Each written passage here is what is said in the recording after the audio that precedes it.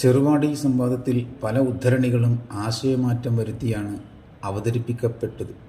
കൃത്യമായ അർത്ഥകൽപ്പന നൽകി അവ പറഞ്ഞിരുന്നുവെങ്കിൽ രണ്ടു വിഭാഗത്തിനും ചിലതൊക്കെ അംഗീകരിക്കുകയും ചിലതൊക്കെ തള്ളുകയും ചെയ്യേണ്ടി വരുമായിരുന്നു. യഥാർത്ഥത്തിൽ നബിദിനാഘോഷത്തിൻ്റെ ഇസ്ലാമിക വിധി എന്താണ്? ഇബ്നു ഹജറിൽ ഹൈത്തമി പറയുന്നത് ഇങ്ങനെ: നമ്മളിൽ നടത്തപ്പെടുന്ന അധിക ദിക്റുകളും നബിദിനങ്ങളും ദാനം, ദിക്ർ, നബി സല്ലല്ലാഹു അലൈഹി വസല്ലമയുടെ പേരിലുള്ള സ്വലാത്ത്, സലാം, മദ്ഹ് എന്നിവ ഉൾക്കൊള്ളുന്നു. അതോടൊപ്പം അന്യ സ്ത്രീ പുരുഷന്മാർക്കിടയിൽ ദർശനം സംഭവിക്കുക പോലുള്ള ധാരാളം നാശങ്ങളും സംഭവിക്കുന്നു. എന്നാൽ അവയിൽ ചിലതിൽ മാത്രം ഇവയൊന്നും സംഭവിക്കാറില്ല. പക്ഷേ ഈ വിധമുള്ളത് വളരെ കുറവും അപൂർവവുമാണ്.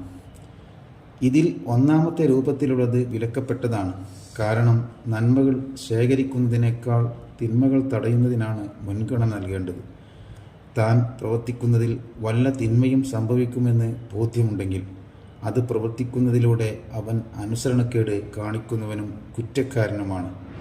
ഫത്താവ പേജ് 109, 110. ഇമാം ഇബ്നു ഹജറിൽ ഹൈത്തമി പറഞ്ഞ ഈ യാഥാർത്ഥ്യം പൊതുജന സമക്ഷം വ്യക്തമാക്കിയിരുന്നുവെങ്കിൽ ഇത്തരമൊരു സംവാദത്തിന് തന്നെ ഇടമുണ്ടാകുമെന്ന് തോന്നുന്നില്ല.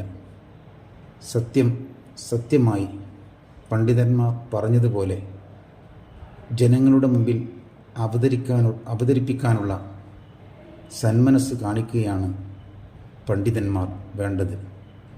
കാരണം ജീവിതം ഇവിടെ അവസാനിക്കുന്നില്ല.